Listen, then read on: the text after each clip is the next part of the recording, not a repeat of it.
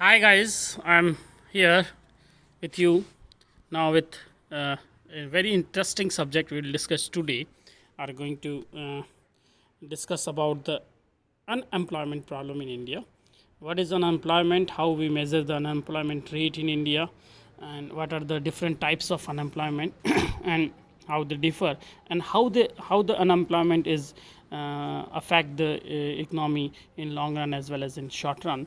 We will discuss today.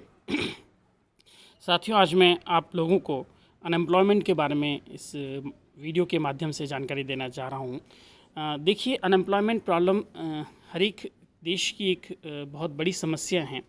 हालांकि अगर हम भारत के संदर्भ में देखें तो अनएम्प्लॉयमेंट रेट काफ़ी कम है, यहाँ पर 3.5 से 4% हैं, और पूरे वर्ल्ड में लगभग 5 से 7% तक के आसपास अनएम्प्लॉयमेंट रहती हैं, और कभी कभार अनएम्प्लॉयमेंट ज़्यादा हो जाती है, कभी कम हो जाती हैं। सीजनल भी इसमें इफ़ेक्ट्स होते हैं।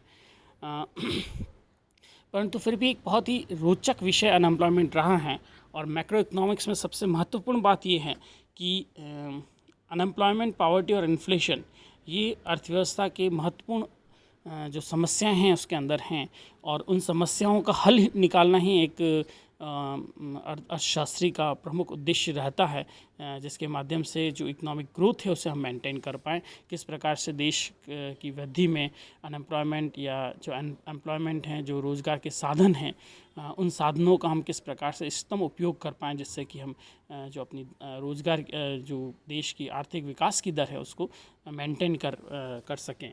तो इसलिए अनएम्प्लॉयमेंट के बारे में जानकारी प्राप्त करना, ये एक आम आदमी से लेकर एक अर्थशास्त्री तक, जो कि अर्थशास्त्र के माध्यम से इस अर्थव्यवस्था को समझना चाहता है, उसके लिए बहुत ही आवश्यक है।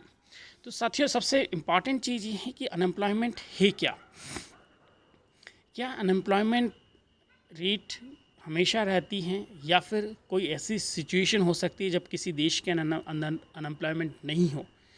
तो जहाँ तक हम देखते हैं, चूँकि लेबर फोर्स एक डायनामिक चीज़ है, एक फ्लो मोशन है। लेबर फोर्स हमेशा कुछ लोग एम्प्लॉयमेंट पूल के अंदर जुड़ते रहते हैं, कुछ लोग एम्प्लॉयमेंट पूल से बाहर हो जाते हैं।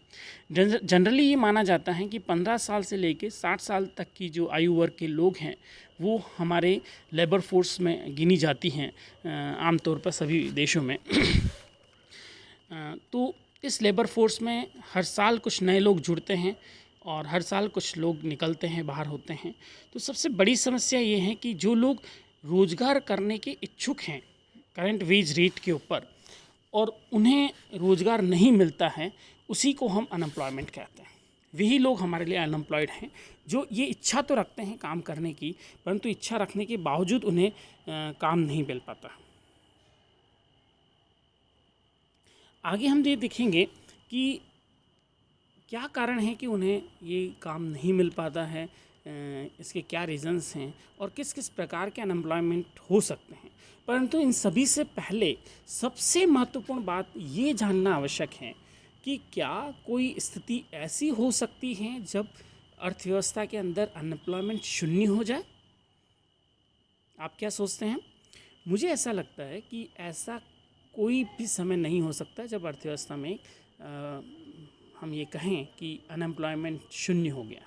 इस चीज़ को आप बिल्कुल ध्यान रख लें, क्योंकि अगर हम अपने समस्त साधनों का पूर्ण उपयोग भी करते हैं और इकोनॉमी अपनी पोटेंशियल यानी से कार्य कर रही है, पोटेंशियल आउटपुट है हमारा, जिस पूर्ण उपयोग करते हुए हम उत्पादन कर रहे हैं, संसाधनों का पूर्ण उपयोग किया जा रहा है, उसके बावजूद यानी उस दर पे जिसे हम फुल एम्प्लॉयमेंट रेट कहते हैं, उसके ऊपर आउटपुट है हमारा, उस दर के ऊपर भी अनएम्प्लॉयमेंट होता है, और उसी को आज हम समझने जाएंगे। तो सबसे पहली स्लाइड मेरी आप देखिए, अनएम्प्लॉयमेंट इज़ नेचुरल। देखिए, जिस प्रकार से हम कहते हैं कि बहुत सारी चीज़ें हैं जो कि होकर रहेगी, उसी प्रकार से अनएम्प्लॉयमेंट इकोनॉमी के अंदर हमेशा व्याप्त रहता है। इसको आपको यहाँ समझने की आवश्यकता है कि there is always unemployment in economy के अंदर हमेशा अनएम्प्लॉयमेंट रहेगा। कोई कंट्री यह नहीं कह सकता कि हम अनएम्प्लॉयमेंट को पूर्णतः समाप्त कर देंगे। ये एक हाइपोथेटिकल बात है। देखिए, जब इकोनॉमी फुल एम्प्लॉयमेंट लेवल पे काम कर रही हैं और आउटपुट हम वो प्रोड्यूस कर रहे हैं जो कि पोटेंशियल आउटपुट है हमारा। यहाँ आप देख सकते हैं कि y is equal to y0 optimal use of all its resources even when unemployment is not zero. Unemployment तब भी ज़ीरो नहीं होगा। इस चीज़ को आप ध्यान मान लें कि अनएम्प्लॉयमेंट ज़ीरो नहीं होगा अगर हम फुल एम्प्लॉयमेंट पे भी काम कर रहे हैं। और इसी चीज़ को ये कहा जाता है कि अनएम्प्लॉयमेंट रेट क्या है, नेचुरल, यानी इस रेट को हम नेचुरल रेट ऑफ अनएम्प्लॉयमेंट कहते हैं। तो full employment of factors of production is an economic not physical concept. Full employment क्या हुआ, एक इकोनॉमिक कंसेप्ट है, न कि फिजिकल कंसेप्ट है। फिजिकल कंसेप्ट मतलब यहाँ पे भी लोग अनएम्प्लॉयड रहते हैं। इसलिए कभी भी इस टर्मिनोलॉजी से ये अर्थ न निकालें कि फुल एम्प्लॉयमेंट हो गया है, इसका मतलब ये है कि सभी लोग जो कि काम करने के इच्छुक हैं उन्हें काम मिल गया है, ऐसा नहीं है। आगे हम पढ़ने जा रहे हैं कि फुल एम्प्लॉयमेंट लेवल पे या फिर नेचुरल रेट ऑफ अनएम्प्लॉयमेंट पर किस प्रकार के अनएम्प्लॉयमेंट रहते हैं, तो वो मैं आपको आगे की स्लाइड में बताऊँगा। लेकिन यहाँ आप इस बात पर गौर करें कि फुल एम्प्लॉयमेंट लेवल पर अनएम्प्लॉयमेंट होता है, कुछ न कुछ अनएम्प्लॉयमेंट होता है। अब ये डिपेंड करता है कि इकनॉमी टू इकनॉमी वेरी कर सकता है। कुछ कंट्रीज़ के अंदर जो डेवलप कंट्रीज़ हैं वहाँ 3 से 4% तक हो सकता है। भारत जैसे देश में, क्योंकि यहाँ लोग बिना एम्प्लॉयमेंट के रह नहीं सकते हैं, वो कम वेजेस के ऊपर भी कम स्किलफुल जो वर्क है उसको भी करना पसंद कर सकते हैं। और नरेगा जैसे स्कीम्स हैं, इसलिए वो काम में लगे रहते हैं। इस कारण से हो सकता है कि यहाँ पे हमारा जो नेचुरल रेट ऑफ अनएम्प्लॉयमेंट है वो कम है। और कुछ जो अर्थशास्त्री हैं जिन्होंने उसके ऊपर अध्ययन किया है, उनका ये मानना है कि यहाँ पर आधे से 1% तक नेचुरल रेट ऑफ अनएम्प्लॉयमेंट रहता है। तो वो अलग अलग अर्थशास्त्री हैं, अलग अलग उनके कैलकुलेशंस हैं, अलग अलग मॉडल्स के ऊपर बेस्ड हैं। परंतु यहाँ आप लोग ये ध्यान अवश्य रखें कि फुल एम्प्लॉयमेंट रेट पर ही नेचुरल रेट ऑफ अनएम्प्लॉयमेंट कहते हैं और उसके ऊपर अनएम्प्लॉयमेंट कभी भी ज़ीरो नहीं होता। दूसरी इंपॉर्टेंट चीज़ जो हमें ये देखनी ही वो ये है कि full employment of factors of production is an economic not physical concept. इसको भी हम आगे वाली स्लाइड में आपको डिटेल में बताऊंगा। The unemployment at this level is term as natural rate of unemployment, और इसी को हम नेचुरल रेट ऑफ अनएम्प्लॉयमेंट कहते हैं।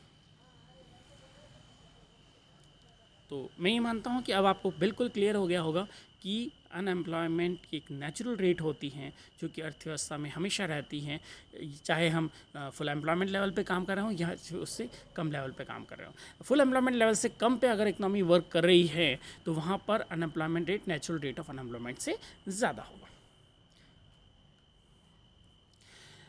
जैसा कि मैंने अभी आपको बताया था कि मैं आपको ये बताने जा रहा हूँ कि physical and economic concept of unemployment क्या होता है। देखिए, फिजिकल अनएम्प्लॉयमेंट रेट अगर मुझे कैलकुलेट करनी है तो मैं इस प्रकार से कैलकुलेट करूँगा कि मेरी पूरी अर्थव्यवस्था के अंदर कितने लोग हैं, पॉपुलेशन हमारी कितनी है। जैसे कि अगर हम इंडिया की बात करें तो मेरी अर्थव्यवस्था के अंदर जो लोगों की संख्या है सब 125 करोड़ के आसपास, 135-130 करोड़ के आसपास लोग हैं। लेकिन हमें ये देखना होगा कि इसके अंदर से एम्प्लॉयड लोग कितने हैं। अगर हम पॉपुलेशन में से एम्प्लॉयड लोगों को निकालते हैं तो हमारे पास जो अनएम्प्लॉयड लोग आते हैं वो फिजिकली अनएम्प्लॉयड लोग हैं, मतलब कि वो काम नहीं कर रहे हैं। परंतु यहाँ जैसा मैंने आपको बताया था कि सबसे महत्वपूर्ण चीज़ ये है कि अनएम्प्लॉयड लोग में से हम कुछ एज वर्ग के जो लोग हैं, जैसे हम कहते हैं कि 14 वर्ष तक अगर कोई काम करता है तो वो बाल मजदूरी में काउंट किया जाता है। इसी प्रकार से ओवर एज लोग हैं, जैसे कि जो रिटायर्ड पर्सन हैं 60 ईयर्स के अबाउ हैं, तो वो लोग भी हमारी इकनॉमी के अंदर इस पूल के अंदर नहीं आएंगे। तो 14 साल से कम, 15 साल से कम, 14 साल से कम और 60 साल से ज़्यादा वर्ष वाले जो लोग हैं उसे अगर हम हटा देते हैं, उनको पॉपुलेशन में से निकाल देते हैं, तो हमारे पास जो पॉपुलेशन बचती है 15 वर्ष से लेकर 59 वर्ष तक के लोगों की, वो पॉपुलेशन हमारी कहलाती है लेबर फोर्स। कई लोगों को ये चीज़ क्लियर नहीं हो पाती कि लेबर फोर्स और पॉपुलेशन में क्या अंतर है। तो यहाँ ये आप समझ लें कि लेबर फोर्स क्या चीज़ है और पॉपुलेशन हमारी क्या चीज़ है। आई थिंक आप लोगों को क्लियर हो गया होगा कि पॉपुलेशन और लेबर फोर्स में क्या डिफरेंस। और अब इस लेबर फोर्स में, जो कि लेबर फोर्स मेरी क्या क्या आ रही है, मैंने आपको बताया कि 15 ईयर्स से 59 ईयर्स तक, ये जो हमारी 15 से लेके 59 तक लोग के जो लोग काम करेंगे वो हमारी लेबर फोर्स है। और उसमें से मैं अगर एम्प्लॉयड लोगों को निकाल लेता हूँ तो जो लोग बचते हैं उसे मैं अनएम्प्लॉयड लोग कहूँगा, और वही इकोनॉमिक्स में इम्पॉर्टेंट है और इसी को हम इकोनॉमिक टर्म कहते हैं। तो ये फिज़िकल अनएम्प्लॉयड और इकोनॉमिक अनएम्प्लॉयड में अंतर है, और यहाँ जो हम अध्ययन करना चाहते हैं वो इकोनॉमिक अनएम्प्लॉयड लोगों के बारे में अध्ययन करना चाहते हैं। लेबर फोर्स जैसा कि आपको क्लियर है कि पॉपुलेशन में से उन लोगों को निकाल दिया जाएगा people not in work force, तो जो कौन से हुए आपके 14 से नीचे, 15 से नीचे वाले और 59 से ऊपर वाले, इन लोगों को हम हटा देते हैं। People out of work force, उनमें क्या क्या हो सकते हैं? बच्चे हो सकते हैं जो 14 साल से छोटे हैं, बड़े हो सकते हैं, रिटायर्ड लोग हो सकते हैं, बीमार लोग हो सकते हैं, उनको अगर निकाल दिया जाए। अब ये बहुत इंपॉर्टेंट चीज़ कि लेबर फोर्स क्या चीज़ है। तो लेबर फोर्स में दो प्रकार के लोग हो गए। कुछ लोग तो एम्प्लॉयड होंगे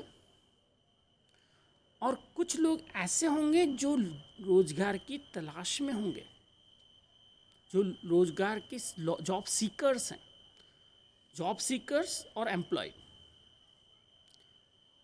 और तीसरे प्रकार के और लोग हो सकते हैं इसके अंदर जो कि जॉब की तलाश कर ही नहीं रहे, वॉलंटरीली अनएम्प्लॉयड है, वो चाहते ही नहीं काम करना, तो वो जॉब सीकर्स की श्रेणी में भी नहीं आएंगे।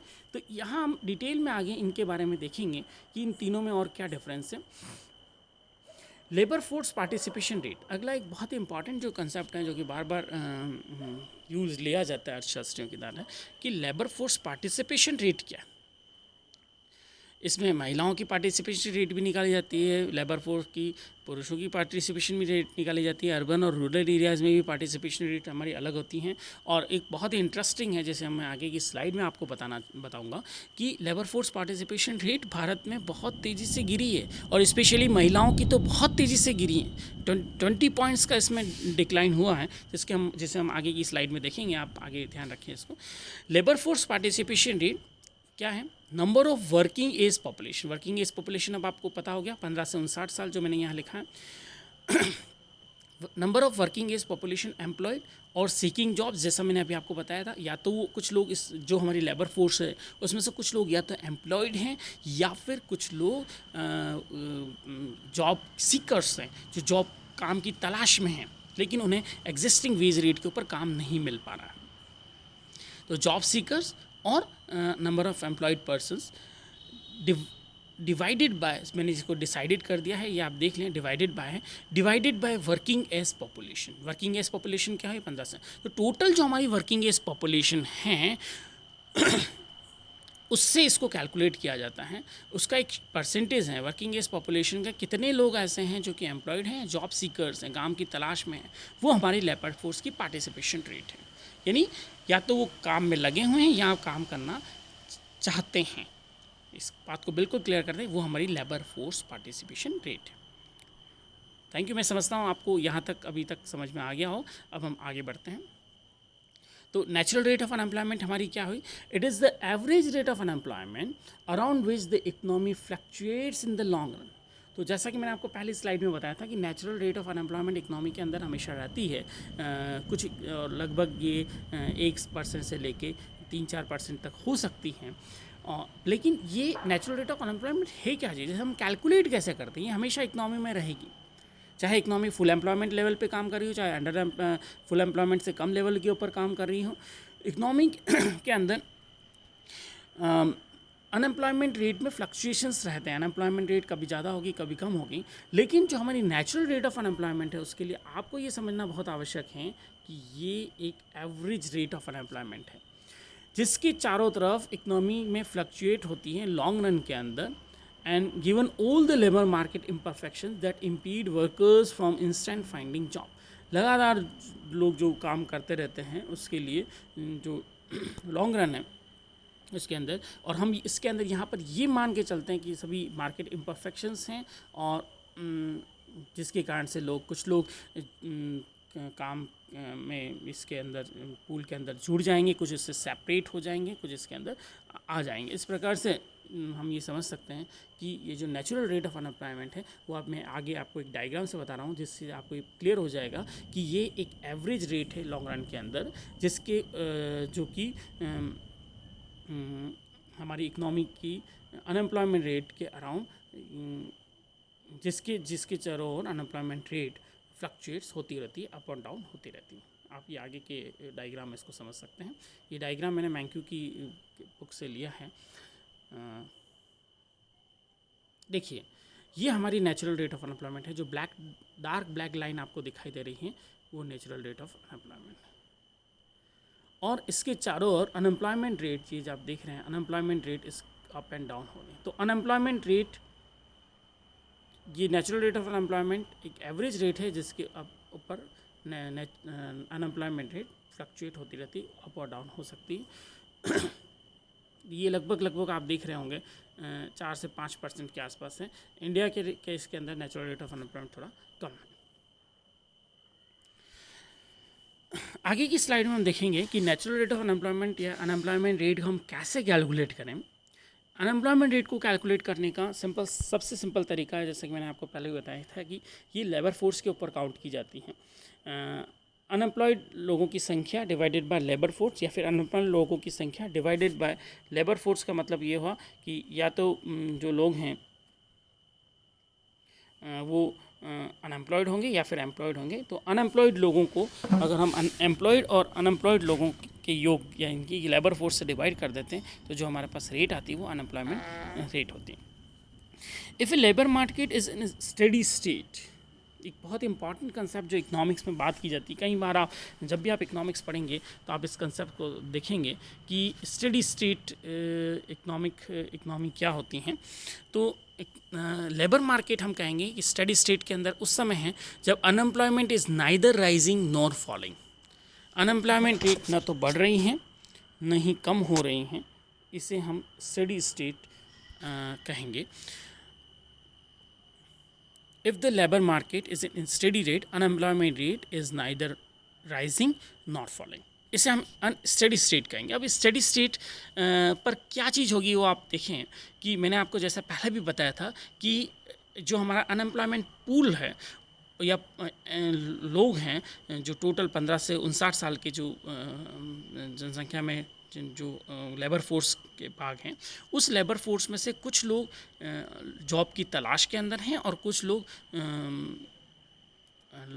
लोगों को जॉब मिल रहा है और कुछ लोग उससे सेपरेट हो रहे हैं, लूज़ कर रहे हैं, जॉब को लूज़ कर रहे हैं। तो अगर मैं ये कहूँ कि हमें अनएम्प्लॉयमेंट जहाँ लेबर मार्केट में स्टडी स्टेट के अंदर है, इसका मतलब ये हुआ कि अनएम्प्लॉयमेंट न तो बढ़ रहा है न घट रहा है। इसका मतलब जिन लोगों को, नए लोगों को, जो कुछ लोग तो जॉब के अंदर पहले से होंगे, लेकिन कुछ जिन लोगों को काम मिल रहा है और जो लोग काम से हट रहे हैं, उनकी संख्या अगर बराबर हो जाए, इनफ्लक्स और आउटफ्लक्स अगर बराबर हो जाए, तो मैं कहूँगा कि लेबर मार्केट स्टडी स्टेट के अंदर है। और इसे हम इस प्रकार से समझ सकते हैं, ये if F is rate of job finding, S is rate of job separation, L is labor force, labor force is number of employed workers, and U is number of unemployed workers, and E is number of employed workers. अगर आप ये देखें तो F U is equal to S E होगा, और इसको अगर हम सॉल्व करें तो इसमें जो फार्मूला निकल के आता है वो है कि unemployment rate U by L is equal to 1 divided by 1 plus F by S, जहाँ एफ क्या है हमारा rate of job finding and S क्या है रेट ऑफ जॉब सेपरेशन।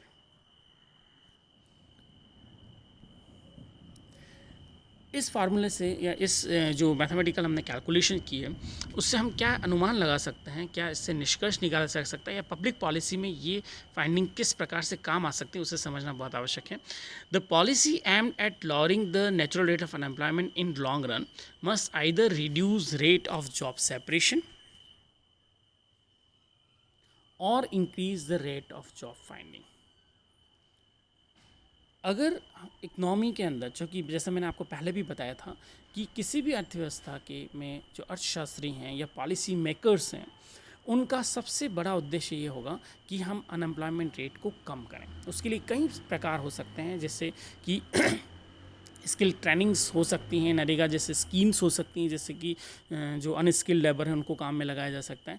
तो इस प्रकार से अनएम्प्लॉयमेंट रेट को कम करना है। लेकिन लॉन्ग रन के अगर हम देखें तो हमें नेचुरल रेट ऑफ अनएम्प्लॉयमेंट को भी कम करना इकनॉमी का एक सबसे बड़ा चैलेंज होता है कि ज़्यादा से ज़्यादा हम अपने जो रिसोर्सेज हैं, ह्यूमन रिसोर्सेज हैं, उनको किस प्रकार से यूटिलाइज़ कर सकें। तो इसके लिए बहुत ज़रूरी है कि हम जॉब सेपरेशन की रेट को कम करें और जॉब फाइंडिंग्स की रेट को बढ़ाएं।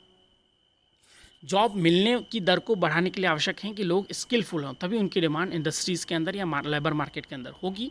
और जॉब सेपरेशन की दर को कम करने के बहुत सारे अलग उपाय हैं, जिसके लिए बहुत इंपॉर्टेंट है कि इकोनॉमिक ग्रोथ को मेंटेन करना बहुत ज़रूरी है। अगर इकोनॉमिक ग्रोथ मेंटेन नहीं रहेगी तो हम जॉब सेपरेशन की दर को कम नहीं कर पाएंगे। तो यहाँ ये दोनों ही पॉइंट बहुत ही महत्वपूर्ण है पॉलिसी मेकर्स के लिए, पब्लिक पॉलिसी के लिए, कि हम जॉब सेपरेशन की दर को कम करें और जॉब फाइंडिंग्स की दर को बढ़ाएं। तभी हम कहेंगे कि इकनॉमी को में हम इक्विलिब्रियम पे रख पाएंगे और जो नेचुरल रेट ऑफ अनएम्प्लॉयमेंट है उसको हम कम कर पाएंगे। नेक्स्ट हम देखते हैं कि काइंड ऑफ अनएम्प्लॉयमेंट के प्रकार क्या क्या हैं। देखिए, अभी तक जो पिछली स्लाइड है उसमें आप समझ चुके हैं कि उसमें हमने देखा कि नेचुरल रेट ऑफ अनएम्प्लॉयमेंट क्या होती हैं। तो अभी तक जो हमने समझा उसे मैं ब्रीफ कर लेता हूँ थोड़ा सा, कि हम अनएम्प्लॉयमेंट को कैसे कैलकुलेट करेंगे। अनएम्प्लॉयमेंट रेट हमेशा लेबर फोर्स के ऊपर काउंट की जाती है, unemployed person divided by labour force simply. Second, हमने ये देखा कि इकनॉमी के अंदर लॉन्ग रन के अंदर या फुल एम्प्लॉयमेंट लेवल के ऊपर भी अनएम्प्लॉयमेंट रेट हमेशा रहेगी और इसी को हम नेचुरल रेट ऑफ अनएम्प्लॉयमेंट कहते हैं। इस आगे की स्लाइड में हम ये देखेंगे कि अनएम्प्लॉयमेंट रेट कितने प्रकार की होती हैं और किस प्रकार से उसको एक एक करके हम समझेंगे कि अनएम्प्लॉयमेंट रेट क्या है। अनएम्प्लॉयमेंट रेट को मोटे रूप से बहुत सारी अर्थशास्त्रों के अलग अलग मत हैं, लेकिन मोटे रूप से अनएम्प्लॉयमेंट रेट को 4 भागों में डिवाइड करके देख सकते हैं। एक होता है वॉलंटरी अनएम्प्लॉयमेंट, एक इनवॉलंटरी अनएम्प्लॉयमेंट, एक ओपन और एक हिडन। ये 4 मोटे रूप हैं जिसमें कि अनएम्प्लॉयमेंट रेट को हम बांट सकते हैं। वॉलंटरी अनएम्प्लॉयमेंट का मतलब है कि जो लोग स्वेच्छा से अनएम्प्लॉयड हैं। वॉलंटरी अनएम्प्लॉयमेंट की जो रेट है वो बहुत ज़्यादा है इंडिया में, कि जो स्वेच्छा से अनएम्प्लॉयमेंट, इसका कारण हो सकता है कि लेजीनेस भी हो सकती है, विलफुली अनएम्प्लॉयड है। और ज़्यादातर वॉलंटरी अनएम्प्लॉयमेंट हम इंडिया के रेफरेंस में अगर देखें तो फीमेल्स में ये ज़्यादा है वॉलंटरीली अनएम्प्लॉयमेंट। सेकेंड है इनवॉलंटरी अनएम्प्लॉयमेंट। इनवॉलंटरी अनएम्प्लॉयमेंट ही इकोनॉमी की एक सबसे बड़े चैलेंज है या प्रॉब्लम कह सकते हैं, जहाँ पर लोग काम करने की इच्छा रख रहे हैं, विलिंग एग्जिस्टिंग वेज रेट के ऊपर, करंट वेज रेट के ऊपर वो काम करना चाहते हैं, लेकिन काम करना चाहते हुए भी उन्हें काम नहीं मिल पाता, उसे हम इनवॉलंटरी अनएम्प्लॉयमेंट कहेंगे। सेकेंड, इसे हम डिवाइड किया करके देख सकते हैं ओपन एंड हिडन के रूप में। ओपन अनएम्प्लॉयमेंट क्या है? ओपन अनएम्प्लॉयमेंट 3 प्रकार के होते हैं, जिसमें फ्रिक्शनल, स्ट्रक्चरल और सिक्लिकल अनएम्प्लॉयमेंट है। इसका अध्ययन हम डिटेल में करेंगे। और हिडन अनएम्प्लॉयमेंट भी इकोनॉमी के अंदर होता है, जिसमें डिस्गाइज, सीजनल और अंडर एम्प्लॉयमेंट। तो हिडन वो है जो कि एकदम दिखाई नहीं देता, इकोनॉमी के अंदर है, अनएम्प्लॉयमेंट है, लेकिन ऐसा प्रतीत नहीं होता कि अनएम्प्लॉयमेंट है। इसके 3 प्रकार हैं, या तो डिस्गाइज के रूप में हो सकता है, जैसा कि एग्रीकल्चर सेक्टर के अंदर होता है, सीजनल हो सकता है जो कि एग्रीकल्चर सेक्टर के अंदर भी हो सकता है, टूरिज्म सेक्टर के अंदर भी हो सकता है, और अंडर एम्प्लॉयमेंट है। अंडर एम्प्लॉयमेंट का मतलब है, अगर हम इकोनॉमी को अगर देख रहे हैं तो इकोनॉमी के अंदर बहुत सारे लोग ऐसे हैं जो पार्ट टाइम वर्क कर रहे हैं, वो सारे अंडर एम्प्लॉयमेंट के पार्ट हैं या फिर हिडन एम्प्लॉयमेंट के पार्ट हैं। आगे की स्लाइड्स के अंदर हम डिटेल में ओपन अनएम्प्लॉयमेंट के बारे में डिस्कस करेंगे। ओपन अनएम्प्लॉयमेंट 3 प्रकार का है, फ्रिक्शनल, स्ट्रक्चर और सिक्लिकल। और साथ ही साथ में हम हिडन अनएम्प्लॉयमेंट को भी डिटेल में देखेंगे। तो इकोनॉमी में अभी तक हमने जो देखा, सबसे इम्पॉर्टेंट जो है, पहला अनएम्प्लॉयमेंट मैं आपको जो बताना चाह रहा हूँ वो है हमारा फ्रिक्शनल अनएम्प्लॉयमेंट। फ्रिक्शनल अनएम्प्लॉयमेंट पे आप में देखें, मैंने स्लाइड के ऊपर यहाँ लिखा है अनअवॉइडेबल। अनअवॉइडेबल का मतलब ये है कि इसे हम अवॉइड नहीं कर सकते। देखिए, फ्रिक्शन जो वर्ड है वह इकोनॉमी के अंदर, अगर आपने फिजिक्स का अध्ययन किया हो तो फिजिक्स से लिया हुआ, एक घर्षणात्मक बेरोजगारी भी इसे कहा जाता है। घर्षण, हम ये जानते हैं कि अगर हम फर्श के ऊपर चल रहे हैं तो घर्षण के कारण ही चल पा रहे हैं, एक फ्रिक्शन होता है। इसी प्रकार का अब ये टर्मिनोलॉजी उन्होंने यहाँ पर इकोनॉमिक्स में यूज़ की, फ्रिक्शनल अनएम्प्लॉयमेंट या घर्षणात्मक अनएम्प्लॉयमेंट। तो एक्चुअली इकनॉमी के अंदर क्या होता है कि इकनॉमी बहुत ही डायनेमिक होती है। जो लोग जॉब करना चाहते हैं उनके पास परफेक्ट इन्फॉर्मेशंस नहीं होती हैं। फर्म्स को, इंडस्ट्रीज़ को ये पता नहीं होता है कि कौन लोग उनके लिए स्किलफुल हैं, कौन लोग उनके लिए डेडिकेटेड है, जिन्हें वो लगाएं। तो एक इन्फॉर्मेशन गैप इकनॉमी के अंदर रहता है। इनपरफेक्ट इन्फॉर्मेशन होती है। और जॉब वैकेंसीज़ के बारे में है और जॉब कैंडिडेट्स के बारे में कह सकते हैं। सेकंड, जोग्राफिकल मोबिलिटी भी इतनी तेज़ी से नहीं हो पाती लेबर्स की, और इकनॉमी में बहुत सारे चेंजेस आते रहते हैं। इस कारण से इकनॉमी के अंदर फ्रिक्शन अनएम्प्लॉयमेंट पाया जाता है। इसे हम इस प्रकार से समझ सकते हैं। आप डेफिनेशन को देखें यहाँ पे। Friction unemployment cause by the time it takes workers to search for a job in a dynamic economy due to imperfect information about job candidates and job vacancy, and the geographical mobility of workers is not instantaneous। एकदम नहीं होती। geographical mobility ऐसा नहीं है कि आज कहीं से कुछ कोई फर्म बंद हो गई है और वहाँ पर लोगों को काम मिलना बंद हो गया तो वो वहाँ से जाके दूसरे दिन ही या नेक्स्ट डे अलग जगह पे शिफ्ट हो जाएंगे। ये बहुत ही महत्वपूर्ण है क्योंकि लोग एकदम से शिफ्ट नहीं हो पाते हैं वर्कर्स, और क्योंकि अपनी फैमिली के साथ में होते हैं कई बार, और वो उसी जगह पे जॉब की तलाश करना चाहते हैं जहाँ पे जॉब्स कम हो गए हैं। तो इस कारण से जोग्राफिकल मोबिलिटी भी वर्कर्स की कम होती है, एकदम इंस्टेंटेनियस नहीं हो सकती।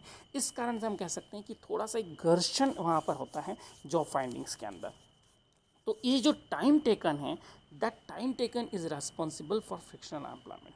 इसके अंदर थोड़ा समय लग जाता है। और इसी टाइम टेकन को हम कहते हैं कि in dynamic economy there is always a change in composition in demand among industries और region as sectoral shift takes time for the workers to change sector. और इससे जो टर्मिनोलॉजी यूज़ की जाती है वो है सेक्टोरल शिफ्ट। देखिए, सेक्टोरल शिफ्ट क्या है कि एक सेक्टर बंद हो रहा है, दूसरा सेक्टर आ रहा है, तो सेक्टोरल शिफ्ट होने में बहुत सारा टाइम लगेगा। कुछ composition in demand, change in composition in demand among industries और रीजनल, कहीं रीजनल चेंजेस भी हो सकते हैं और कंपोजिशन डिमांड में भी चेंजेस हो सकते हैं। ये दोनों ही इस कारण से, क्योंकि इकनॉमी हमारी कैसी है, डायनामिक इकनॉमी है। कुछ इंडस्ट्रीज़ बंद हो रही हैं, कुछ फर्म्स बंद हो रही हैं, कुछ नई फर्म्स आ रही हैं, टेक्नोलॉजी चेंज हो रही हैं। इस कारण से, और टेक्नोलॉजी अगर चेंज होती है तो उसे टेक्नोलॉजिकल अनएम्प्लॉयमेंट भी कहा जाता है। लेकिन यहाँ पर सेक्टोरल शिफ्ट में कुछ जो समय लगता है, जो टाइम टेकन है, उस कारण से जो अनएम्प्लॉयमेंट है उसे ही हम फ्रिक्शन अनएम्प्लॉयमेंट कहेंगे। The workers to change sectors, workers sectors को चेंज नहीं कर पाते। अब वर्कर्स सेक्टर्स को चेंज क्यों नहीं कर पाते हैं, इसके लिए बहुत सारे कारण हो सकते हैं, लेकिन एक सबसे महत्वपूर्ण कारण है वो ये है कि कुछ जो वर्कर्स हैं किसी एक जॉब के अंदर कई वर्षों से अगर काम कर रहे हैं तो वहाँ उनको एक घर्षण फील होगा, इसलिए फ्रिक्शन फील होगा, क्योंकि वो वहाँ स्किलफुल हैं उस काम के अंदर, साथ में वो वहाँ एक्वेंट हो चुके हैं काम को करने के लिए, और उन्हें एक नया काम ढूंढने और नया काम तलाश करने या नई जगह पे सेट होने में जो समय लगेगा वही हमारा फ्रिक्शनल अनएम्प्लॉयमेंट है। मेरे ख्याल से अब आप फ्रिक्शनल अनएम्प्लॉयमेंट को समझ चुके होंगे, और ये फ्रिक्शनल अनएम्प्लॉयमेंट इकनॉमी में अंदर हमेशा रहेगा, इसलिए हम इसको अवॉइड नहीं कर सकते।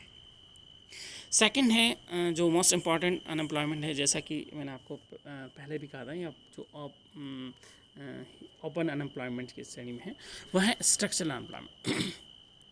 अब इस स्ट्रक्चरल अनएम्प्लॉयमेंट में मैंने आप यहाँ देखें कि दो टर्मिनोलॉजी लिख रखी हैं, wage rigidity and job rationing. ये जो मैंने ऊपर यहाँ टर्मिनोलॉजी लिखी वही इसके लिए रेस्पॉन्सिबल हैं स्ट्रक्चरल अनएम्प्लॉयमेंट के। अगेन वही डायनेमिक इकनॉमी, स्ट्रक्चरल चेंजेस होते हैं। डायनेमिक इकनॉमी के अंदर हमेशा स्ट्रक्चरल चेंजेस होंगे। And mismatch of vacancies and skills and locations causes structural unemployment. Location word हमने फ्रिक्शनल में भी यूज़ किया था, लोकेशन वर्ड यहाँ भी आ जाना, पर यहाँ पे जो सबसे इम्पॉर्टेंट चीज़ है वो है स्किल। देखिए, इकनॉमी का जब स्ट्रक्चरल चेंज हो रहा है, स्ट्रक्चर चेंज होना अलग चीज़ें, और सेक्टोरल शिफ्ट होना जो मैंने पिछली स्लाइड में आपको बताया था फ्रिक्शनल अनएम्प्लॉयमेंट, वो एक अलग है। एक जो स्ट्रक्चर है इकनॉमी का, फॉर एग्जांपल टाइपराइटर से हम लोग काम करते थे और उसके बाद में कंप्यूटर्स आ गए, और अभी अगर हम देखा जाए उसके बाद में ऑटोमेशन आ चुका है। यानी आज आप मशीन्स को कोई मैनुअल वर्क ज़्यादा करवाती है कोई मशीन जिसमें टाइपराइटर है, और अब कंप्यूटर का एज आ चुकी है और उसके बाद में ऑटोमेशन आ चुका है।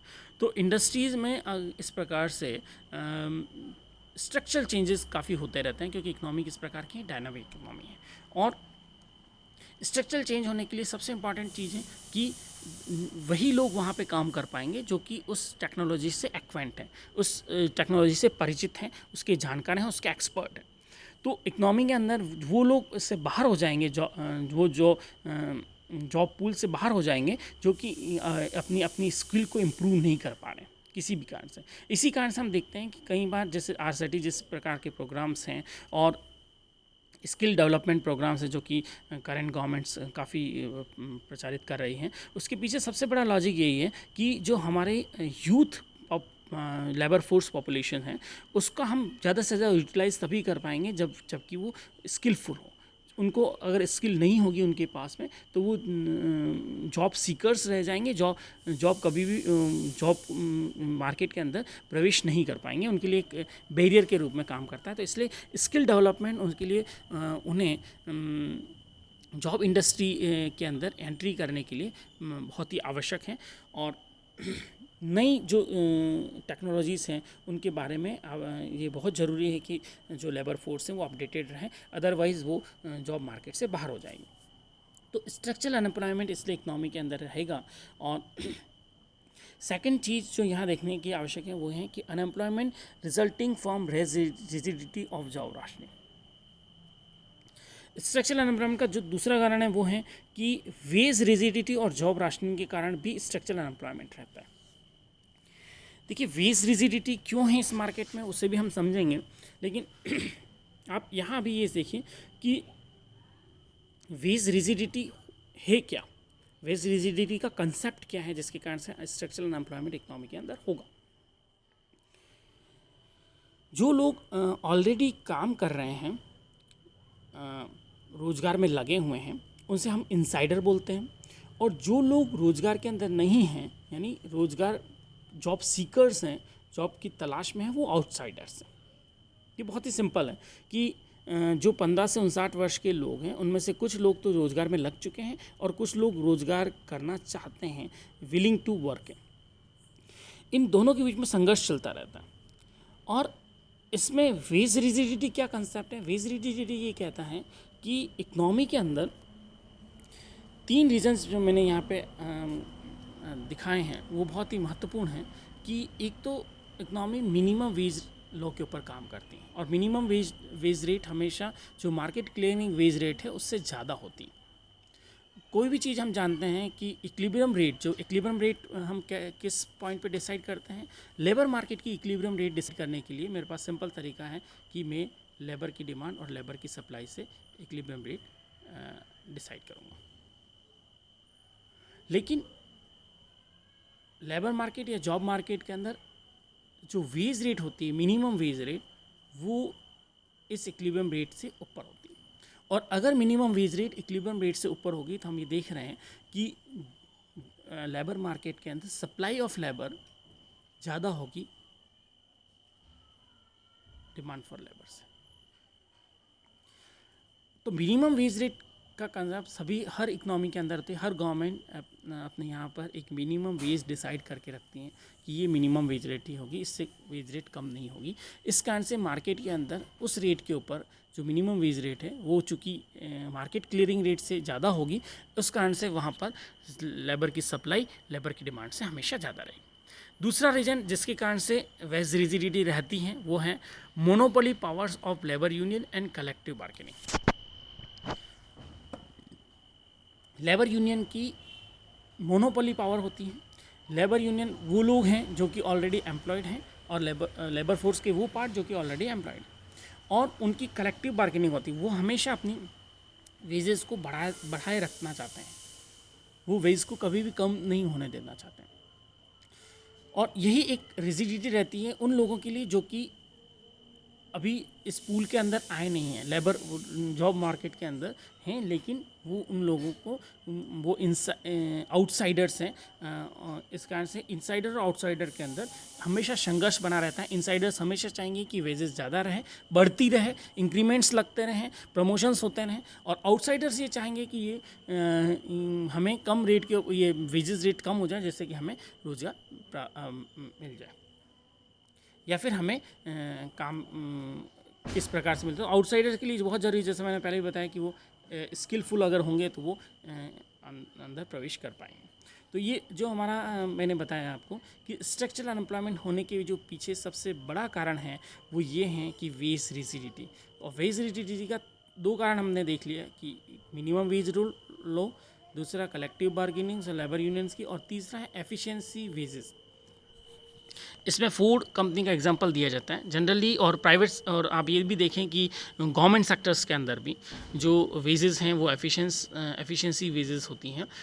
ये वेजेस हमेशा जो प्राइवेट सेक्टर्स हैं उसकी तुलना में, या मार्केट क्लियरिंग जो वेज रेट है उसकी तुलना में ज़्यादा होती हैं। यहाँ पे ज़्यादा पैसा दिया जाता है। तो इसका एक बहुत अच्छा एग्जांपल देख सकते हैं कि किसी भी प्राइमरी टीचर जो इस गवर्नमेंट सेक्टर में होता है उसकी सैलरी एक प्राइवेट स्कूल के अंदर जो प्राइमरी टीचर है उसकी तुलना में बहुत ज़्यादा होती है।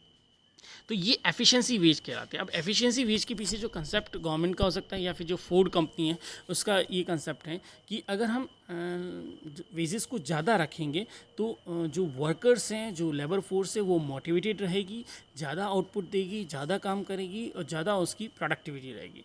तो इसका बेसिक जो इसके पीछे लॉजिक है वो है प्रोडक्टिविटी। तो ये तीन कारण हैं जिसके कारण से ये वेज रिजिडिटी रहती है या जॉब राशनिंग की जाती है, और जॉब राशनिंग के कारण ये स्ट्रक्चरल अनएम्प्लॉयमेंट इकोनॉमी के अंदर हमेशा रहता है। इसे हम एक डायग्राम के माध्यम से भी समझ सकते हैं। यहाँ आप देखिए कि लॉन्ग रन के ऊपर जो हमारा सप्लाई कर्व है वो वर्टिकल है, और डिमांड कर्व लेबर का डिमांड कर्व है। ये दोनों लेबर के डिमांड कर्व और लेबर के सप्लाई कर्व हैं। लेकिन ये जो हमारा इकोनॉमी में इक्विलिब्रियम रेट है वो यहाँ पर है, और जो वेजेस डिसाइड की गई जो वेज रिजिडिटी की मैं बात कर रहा हूँ, जॉब राशनिंग की बात कर रहा हूँ, वो वेजेस ये मार्केट रेट की तुलना में ज़्यादा है। अब ये ज़्यादा होने के कारण सप्लाई ऑफ लेबर यहाँ पर डिमांड फॉर लेबर से ज़्यादा है, और इसी कारण से यहाँ पर वेज रिजिडिटी, और वेज रिजिडिटी होने के कारण या जॉब राशनिंग होने के कारण स्ट्रक्चरल अनएम्प्लॉयमेंट इकोनॉमी के अंदर पाया जाता है। नेक्स्ट अनएम्प्लॉयमेंट जिसे हम देखेंगे वो है सीजनल अनएम्प्लॉयमेंट। तो अभी तक आपने दो अनएम्प्लॉयमेंट रखे हैं, फ्रिक्शनल और structural unemployment. Seasonal unemployment seasons के कारण होता है। ये सीजनल अनएम्प्लॉयमेंट जैसा मैंने आपको बताया हिडन अनएम्प्लॉयमेंट होता है, फार्मिंग, टूरिज्म या कंस्ट्रक्शन सेक्टर के अंदर हो सकता है। The unemployment that varies predictably with the seasons is seasonal unemployment. यहाँ एक जो सबसे इम्पॉर्टेंट कंसेप्ट हमको समझना है अभी तक वो ये है कि देखिए तीन प्रकार के अनएम्प्लॉयमेंट अभी तक हम पढ़ चुके हैं, फ्रिक्शनल, स्ट्रक्चरल और सीजनल। ये तीनों ही अनएम्प्लॉयमेंट का अगर हम सम करें, फ्रिक्शनल अनएम्प्लॉयमेंट, स्ट्रक्चरल अनएम्प्लॉयमेंट और सीजनल अनएम्प्लॉयमेंट, तो यही जो आता है वो नेचुरल रेट ऑफ अनएम्प्लॉयमेंट है। तो किसी भी इकोनॉमी की अगर हमें नेचुरल रेट ऑफ अनएम्प्लॉयमेंट निकालनी है तो हम उसकी frictional unemployment rate, structural unemployment rate और सीजनल अनएम्प्लॉयमेंट रेट को का सम कर देंगे, वही हमारी नेचुरल रेट ऑफ अनएम्प्लॉयमेंट होगी। As above, three unemployment occurs even where the economy is operating at potential level or at full employment level, that is y is equal to y0। तो मैं ये मानता हूँ कि यहाँ तक आपको नेचुरल अनएम्प्लॉयमेंट का कंसेप्ट है वो बिल्कुल ही क्लियर हो चुका होगा। अब हम आगे देखते हैं अनएम्प्लॉयमेंट और कितने प्रकार का होगा। नेक्स्ट जो अनएम्प्लॉयमेंट है जो कि हम नेचुरल रेट ऑफ अनएम्प्लॉयमेंट के से भी ज़्यादा है, उसके बाहर है, क्योंकि नेचुरल रेट ऑफ अनएम्प्लॉयमेंट पे तो हमने देख लिया कि तीन प्रकार के अनएम्प्लॉयमेंट होते हैं और ये इकोनॉमी के अंदर हमेशा रहेंगे। नेचुरल है, फ्रिक्शनल, स्ट्रक्चरल और सीजनल। लेकिन एक तीसरे प्रकार का अनएम्प्लॉयमेंट और भी पाया जाता है इकोनॉमी के अंदर, वो है सिक्लिकल अनएम्प्लॉयमेंट। अब ये सिक्लिकल अनएम्प्लॉयमेंट क्या है, इसका नाम हम देखते हैं तो सिक्लिकल से पता लगता है साइकिल। ये एसोसिएटेड हैं बिजनेस साइकिल्स और इकोनॉमिक फ्लक्चुएशंस से। अर्थशास्त्र के विद्यार्थी ये जानते हैं कि इकोनॉमी स्टैटिक नहीं होती, इकोनॉमी डायनेमिक होती है। और इकोनॉमी के अंदर कभी बूम होगा, कभी स्लम्प होगा, हम पीक तक पहुंचेंगे, फिर वापस स्लम्प होगा, स्लम्प के बाद वापस रिकवरी होगी और रिकवरी के वापस बूम होगा। यानी कि इकोनॉमी के अंदर अप्स एंड डाउन्स चलते रहते हैं। और अप्स एंड डाउन्स चलने के पीछे जो मेन जो रीज़न होता है वो ये है कि इकोनॉमी का डायनेमिक होना। और इकोनॉमी के अंदर जो डिमांड एंड सप्लाईज़ हैं वो हमेशा चेंज होती रहती है, हर सेक्टर के अंदर चेंज हो जाते हैं, होती रहती हैं, हर फील्ड के अंदर चेंज होती रहती हैं। और जैसा कि अभी मैंने बताया, पूरा सेक्टरल शिफ्ट होती रहती हैं, रीजनल डिस्टर्बेंसेस रहते हैं, कहीं कोई चीज़ का प्रोडक्शन ज़्यादा हो जाता है, कहीं पे किसी चीज़ का प्रोडक्शन कम हो जाता है, कहीं प्रोडक्ट मार्केट के अंदर, कहीं लेबर मार्केट के अंदर, कहीं तो कैपिटल मार्केट, इन तीनों के कारण ही इकोनॉमी के अंदर फ्लक्चुएशंस रहते हैं। तो एक नॉर्मल चीज़ है, एक बिजनेस साइकिल्स या इकोनॉमिक फ्लक्चुएशंस होना एक नॉर्मल बात है। तो इसके कारण से जो अनएम्प्लॉयमेंट इकोनॉमी के अंदर होगा उसे हम सिक्लिकल अनएम्प्लॉयमेंट कहेंगे। तो यहाँ पे हमने देखा दो चीज़ें, या तो स्लो डाउन होगा इकोनॉमी के अंदर या फिर बूम होगा। तो in slow down unemployment increases and in boom decreases is cyclical और emerges due to business cycle. अगर स्लो डाउन है तो अनएम्प्लॉयमेंट बढ़ेगा, और अगर बूम है तो इकोनॉमी के अंदर चीज़ों की डिमांड ज़्यादा होगी और उसके कारण से अनएम्प्लॉयमेंट रेट हमारी कम हो जाएगी। यहाँ एक दूसरा कंसेप्ट और है जिसे समझना बहुत ही आवश्यक है, वो है आउटपुट गैप का कंसेप्ट। आउटपुट गैप क्या है? हमारा पोटेंशियल आउटपुट में से एक्चुअल आउटपुट को अगर आप कम करें तो वो आउटपुट गैप है, लेस करें तो आउटपुट गैप हमें प्राप्त होता है। पोटेंशियल आउटपुट हमारा वो है जो कि हम आउटपुट फुल एम्प्लॉयमेंट लेवल के ऊपर प्रोड्यूस कर रहे हैं। एक्चुअल आउटपुट इससे कम या ज़्यादा हो सकता है। तो एक्चुअल आउटपुट वो है जो कि इससे ज़्यादा भी हो सकता है और कम भी हो सकता है। अब एक्चुअल आउटपुट पोटेंशियल आउटपुट से ज़्यादा कब होगा? जब इकोनॉमी बूम के अंदर होगी, और जब स्लम्प के अंदर होगी इकोनॉमी तो एक्चुअल आउटपुट हमारा पोटेंशियल आउटपुट से कम होगा। सिक्लिकल अनएम्प्लॉयमेंट का तीसरा कंसेप्ट है कि it occurs when output is below full employment level. इसे हमें समझना बहुत आवश्यक है कि तीन प्रकार के जो अनएम्प्लॉयमेंट इससे पहले हमने पढ़े, स्ट्रक्चरल, फ्रिक्शनल और सीजनल, वो तीनों ही अनएम्प्लॉयमेंट फुल एम्प्लॉयमेंट लेवल के ऊपर थे। लेकिन cyclical unemployment full employment level के ऊपर नहीं होता है। फुल एम्प्लॉयमेंट लेवल से ज़्यादा अनएम्प्लॉयमेंट अगर होगा तो वो सिक्लिकल एम्प्लॉयमेंट है। Cyclical employment is always greater than full employment level or natural rate of unemployment. If suppose natural rate of unemployment is 3, तो full employment cyclical unemployment rate will be more than 3 से ज़्यादा ही होगी। यही हमारा cyclical employment। तो आगे एक diagram से हम cyclical unemployment को और समझ सकते हैं। ये देखिए, ये हमारी ट्रेंड लाइन है। इकोनॉमी में पीक है, रिसेशन है, रिकवरी है, again peak, recession, recovery, recession, trough, recovery and. तो ये हमारी जो इकोनॉमी की ट्रेंड लाइन है जिसके चारों ऑफ इकोनॉमी फ्लक्चुएट हो रही हैं, उसी को हम बिज़नेस साइकिल कहते हैं। और इस बिज़नेस साइकिल के कारण ही हमारा जो आउटपुट है, एक्चुअल आउटपुट, वो पोटेंशियल आउटपुट से कम या ज़्यादा हो सकता है, और इसी के कारण से सिक्लिकल अनएम्प्लॉयमेंट इकोनॉमी के अंदर होगा। एक कंसेप्ट जो अभी हमने देखा था वो था कि आउटपुट गैप हमने कैसे कैलकुलेट किया था? Potential output minus actual output is output gap. Output gap is identical to difference between potential output and actual output. Boom के केस में क्या होगा? When output is greater than potential output, output gap declines in and become negative. This is the condition of over employment. And in slow down, output is less than potential output gap increases, resources become unemployed। तो यहाँ हम दो चीज़ें देख रहे हैं कि अगर बूम है तो ओवर एम्प्लॉयमेंट होगा, और अगर स्लो डाउन है तो स्लो डाउन के अंदर जो हमारा एक्चुअल आउटपुट है वो पोटेंशियल आउटपुट से कम हो जाएगा और अनएम्प्लॉयमेंट की सिचुएशन आती है, और यही सिक्लिकल अनएम्प्लॉयमेंट। इसे हम ओकुन लॉ से भी समझ सकते हैं। ओकुन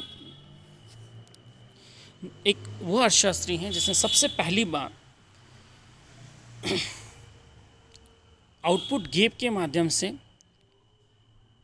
अनएम्प्लॉयमेंट और रियल जीडीपी के अंदर रिलेशनशिप को हमें प्रस्तुत किया था, बताया था।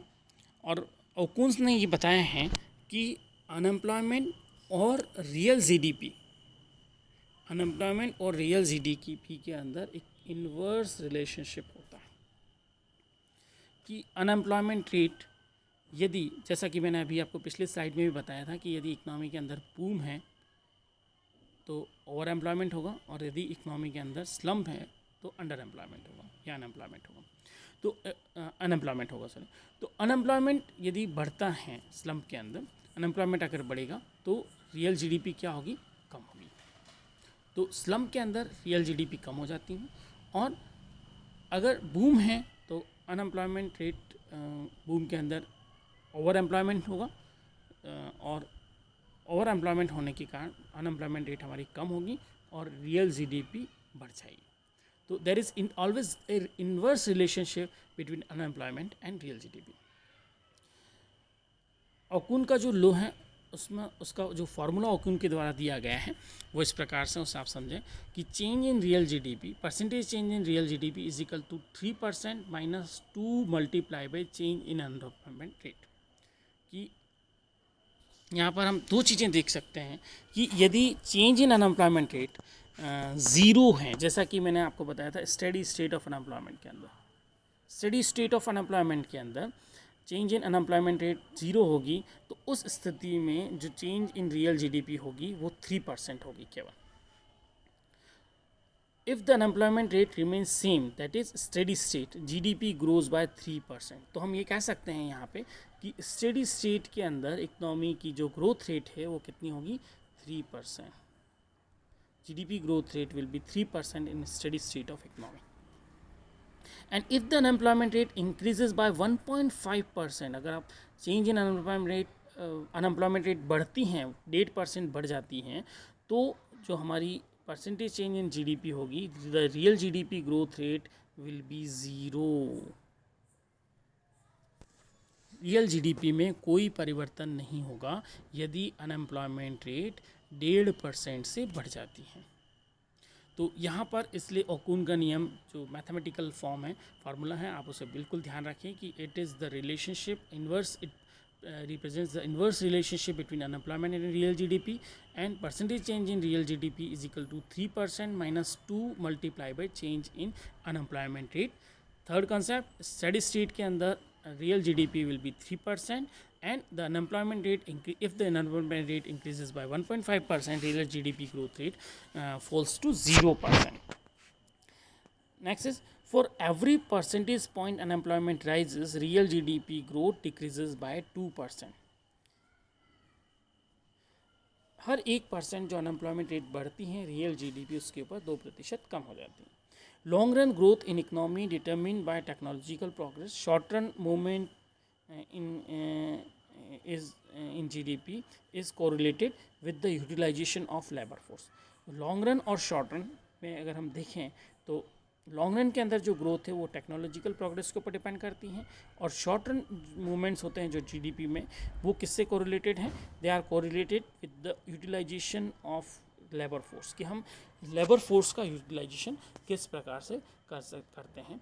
तो यहाँ मैं इस मानता हूँ कि आप ये ओकुन्स लॉ के बारे में बिल्कुल ही क्लियर कट आपको समझ में आ गया होगा कि ओकुन्स लॉ क्या है और इसका इकनॉमी के अंदर किस प्रकार से हम यूज़ कर सकते हैं। तो यहाँ सबसे महत्वपूर्ण जो बात मैंने पहले भी आपको कही थी कि अर्थशास्त्रियों और पॉलिसी मेकर्स के लिए सबसे इंपॉर्टेंट है कि अनएम्प्लॉयमेंट रेट को किस प्रकार से कम किया जाए, नेचुरल रेट ऑफ अनएम्प्लॉयमेंट को कैसे कम किया जाए, जिससे कि हम जीडीपी की ग्रोथ रेट को बढ़ा सकें। ओकुन के लॉ को हम यहाँ पे डायग्राम के माध्यम से समझ सकते हैं। There is inverse relationship between change in unemployment rate and percentage change in real GDP. Next last जो मैंने आपको बताया था कि ओपन अनएम्प्लॉयमेंट के बाद हम देखेंगे कि हिडन अनएम्प्लॉयमेंट क्या होते हैं। हिडन अनएम्प्लॉयमेंट 3 प्रकार के हैं। सीजनल को हम डिटेल में समझ चुके हैं। अंडर एम्प्लॉयमेंट को अब आप देखिए। Underemployment is a situation where work is for less hours than the full employment hours norms और for the period less than the working days. For example part time workers, guest faculty and extra are the example of underemployment. Disguise unemployment economy के अंदर, agriculture sector के अंदर पाया जाता है। Disguise unemployment वो unemployment है जहां ऐसा लगता है कि लोग काम में हैं लेकिन वास्तव में उनका प्रोडक्शन के अंदर कोई योगदान नहीं होता है। यदि हम उन लोगों को या उस वर्कफोर्स को कुछ लोगों को वहाँ से हटा भी दें तो आउटपुट हमारा किसी भी प्रकार से परिवर्तित नहीं होता है, और भी हो सकता है कि कुछ हटाने पर आउटपुट बढ़ जाए। तो disguise unemployment people who are visibly employed but actually unemployed. The marginal production of these workers is negative. If these workers are laid off from the work, total production increases or there is no effect on the total production. तो अब मैं समझता हूँ कि आप unemployment की जो सभी प्रकार हैं उनके बारे में भली भांति समझ चुके होंगे और किस प्रकार से उनका इकोनॉमी के ऊपर प्रभाव पड़ता है। Next is consequences of unemployment. देखिए, अनएम्प्लॉयमेंट की कई सारे कॉन्सिक्वेंसेस हैं। इसके कॉन्सिक्वेंसेस को हम दो भागों में बांट सकते हैं। एक तो पूरी अर्थव्यवस्था पर इसके क्या प्रभाव हैं और दूसरा इंडिविजुअल के ऊपर क्या प्रभाव है। सबसे पहले हम ये देखते हैं कि अनएम्प्लॉयड रहने के इंडिविजुअल के ऊपर क्या प्रभाव पड़ता है। इंडिविजुअल के ऊपर सबसे बड़ा प्रभाव ये पड़ता है कि एक तो उसकी जो इनकम है उसका उसे लॉस हो जाता है। अगर किसी भी इंडिविजुअल की जॉब, जैसा कि अभी हमने देखा, कुछ सीजनल प्रकार का अनएम्प्लॉयमेंट होता है, कुछ फ्रिक्शनल रीजन से, कुछ स्ट्रक्चरल रीजन से अनएम्प्लॉयमेंट होता है, तो इस प्रकार से किसी भी एज ग्रुप में जो जॉब सीकर्स हैं वो अगर उन्हें या तो हटा दिया जाता है, लेड ऑफ कर दिया जाता है, ले ऑफ कर दिया जाता है एम्प्लॉयमेंट पूल से, या कुछ समय के या फायर कर दिया जाता है, पूर्णतः हटा दिया जाता है, तो उनको इनकम का लॉस होगा। दूसरा, साइकोलॉजिकल कॉस्ट भी आती है अनएम्प्लॉयमेंट की।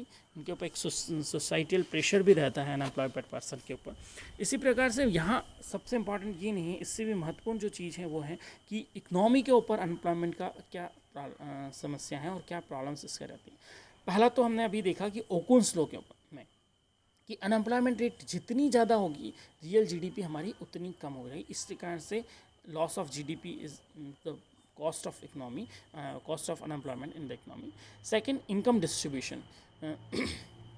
जो लोग एम्प्लॉयड हैं और कुछ लोग जो अनएम्प्लॉयड हैं, जॉब सीकर्स हैं, उनकी संख्या और उनके अंदर जो फ्लक्चुएशंस होते रहते हैं, इकनॉमी के अप्स एंड डाउन्स हैं, इसके कारण जो जॉब पूल से बाहर होते रहते हैं, लोग बेरोजगार होते रहते हैं, उसके कारण से इनकम डिस्ट्रीब्यूशन बहुत ज़्यादा प्रभावित होता है। विशेष करके जो डेवलपिंग कंट्रीज़ हैं वहाँ पर इनकम डिस्ट्रीब्यूशन का प्रभाव बहुत ज़्यादा इसके अंदर देखा जाता है। जैसे कुछ जो केवल कुछ लोगों के पास में ही इकनॉमी का बहुत सारा जो केक का पार्ट है वो उनके पास में होता है और बाकी बहुत सारे लोगों के पास में बहुत कम पोर्शन उसका रहता है। इससे इनकम डिस्ट्रीब्यूशन में भी पर भी इसका बहुत प्रतिकूल प्रभाव पड़ता है।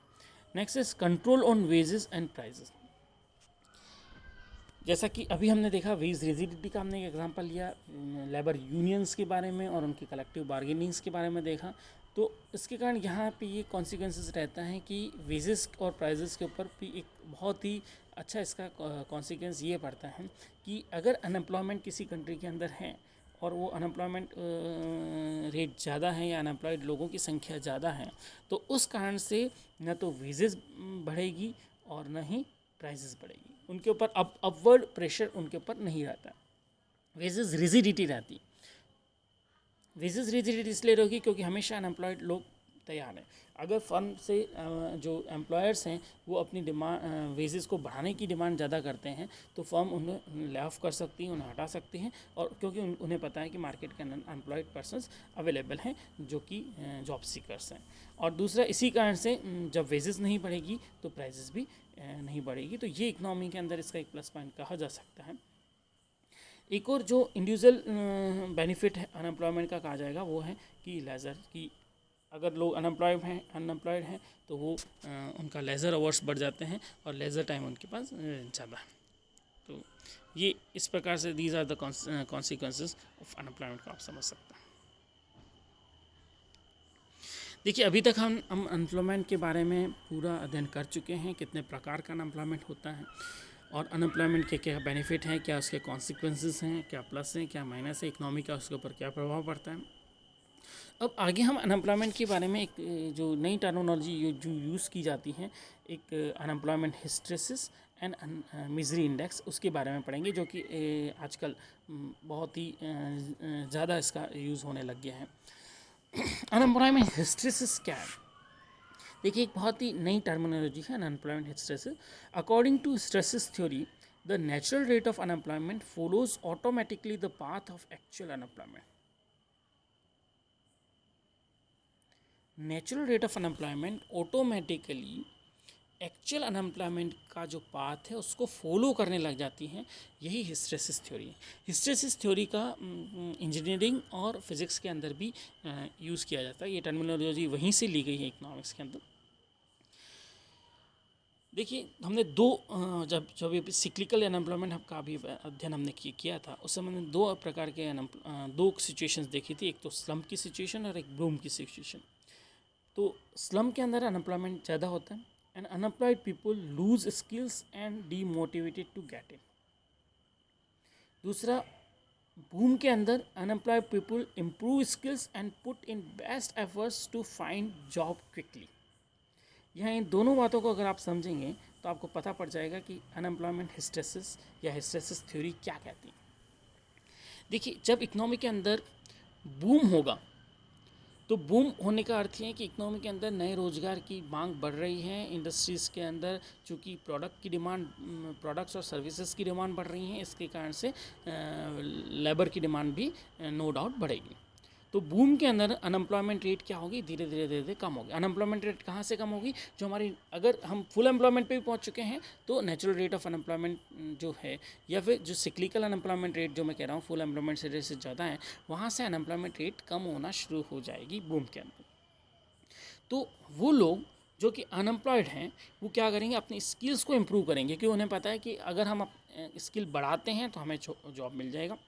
और साथ में वो लोग जो कि जॉब में ऑलरेडी लगे हुए हैं, उन्हें भी ये रहेगा, उनके ऊपर भी एक प्रेशर रहेगा कि वो अपने एफर्ट्स को बढ़ाएंगे, जिससे कि उन्हें जॉब, अच्छा रोज़गार और मिले। क्योंकि बूम है, बूम में अगर आप अपनी स्किल को बढ़ाते हैं, अपने एफर्ट्स को ज़्यादा बढ़ाते हैं, अपने कंट्रीब्यूशन को बढ़ाते हैं, अपनी प्रोडक्टिविटी को बढ़ाते हैं, देन आपकी चूँकि बूम होने के कारण आपकी वेजेस बढ़ भी सकती हैं, आपके प्रमोशंस हो सकते हैं। इसलिए जब बूम है तो unemployment is low in boom and जो स्किल भी बढ़ेगी और एफर्ट्स भी बढ़ेंगे।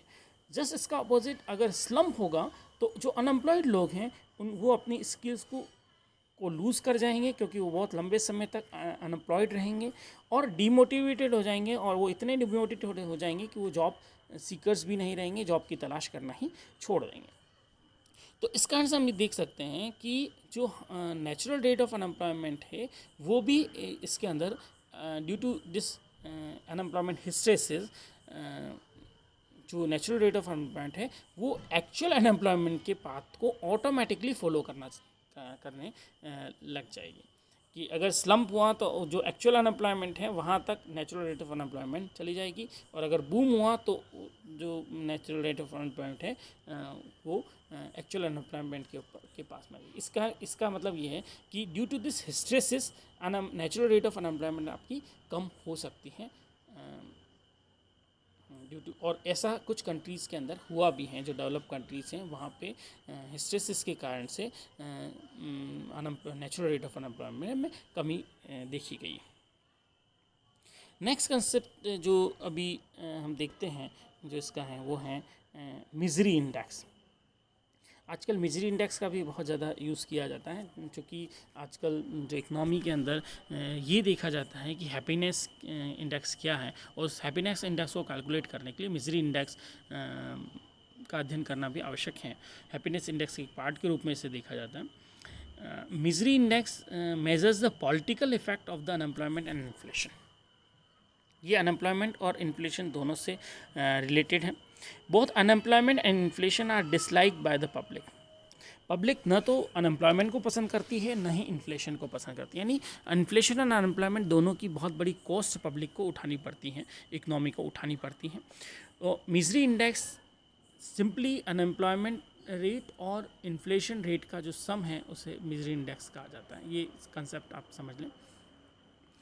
और इसका यूज़ कहाँ होता है? तो win the election the unemployment rate should be falling and inflation rate should not worsening. High inflation rate are bad but small positive inflation lubricates economy by reducing real wage rigidity और reducing unemployment. तो इन दोनों में अगर हम देखें तो high inflation rate सही नहीं है, लेकिन एक पॉजिटिव इन्फ्लेशन रेट इकनॉमी के अंदर हमेशा थोड़ा बहुत जो इन्फ्लेशन है हम कहते हैं कि वो इकनॉमी के लिए फ़ायदेमंद है, वो एक लुब्रिकेंट के रूप में इकनॉमी के अंदर वर्क करता है। तो मिजरी इंडेक्स में से ये जो दो बीमारी हैं उनमें से हमें दोनों ही जो प्रॉब्लम्स हैं उन्हें इकनॉमी को सहन करना पड़ता है। चाहे वो इन्फ्लेशन हो चाहे वो अनएम्प्लॉयमेंट हो, और इन दोनों का जो सम है वही आपका मिजरी इंडेक्स है। इन्फ्लेशन थोड़ा बहुत इकनॉमी के अंदर हमेशा रहना चाहिए, जिससे कि इकनॉमी की जो ग्रोथ है वो मेंटेन रहे।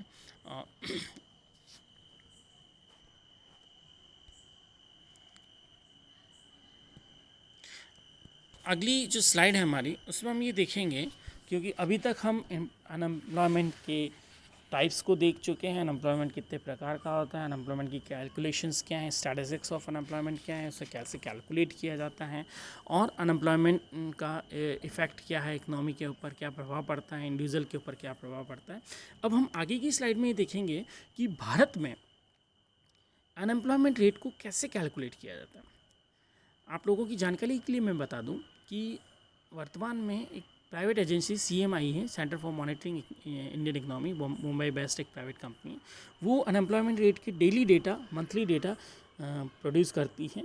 अभी रिसेंटली उसने कोविड के ऊपर भी अनएम्प्लॉयमेंट का जो क्या प्रभाव है, अनएम्प्लॉयमेंट कितना बढ़ा है, 23-24% के आसपास बढ़ा है, तो वो आप CMI के द्वारा आजकल डेली अनएम्प्लॉयमेंट के डेटा प्रस्तुत किए जा रहे हैं। साथ ही साथ में जो गवर्नमेंट एजेंसीज हैं, जैसे नेशनल सैम्पल सर्वे ऑर्गेनाइजेशन है, वो हर साल अनएम्प्लॉयमेंट के जो रेट हैं वो उससे संबंधित डेटा को प्रस्तुत करता है। परंतु इस स्लाइड में हम ये देखेंगे कि अनएम्प्लॉयमेंट रेट कैसे कैलकुलेट की जाती हैं, और NSSO जो उसके जो मेज़रमेंट हैं, 3 प्रकार के मेज़रमेंट हैं, उसके अंदर अनएम्प्लॉयमेंट रेट को किस प्रकार से कैलकुलेट करता है। NSSO measures unemployment in India using activity approach.